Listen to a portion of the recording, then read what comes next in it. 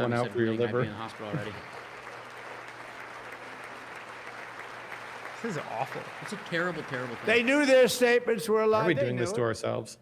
Whose idea was it to create a podcast? Zach, this was your fault. This is my fault. Yeah, we have to watch this because Zach did this. This is quite literally Our his fault. policies are rapidly who wants to do ending. podcasts? We are doing really well. What could go wrong? Prices are plummeting downward. Oh, I like the idea. prices are supposed to plummet down God damn it, now. man. That's called deflation. The That's price of eggs deflation. is Your down. economy, like you. Oh, wait, we're back That's to like bullshit now. Argentina shit. Thank you.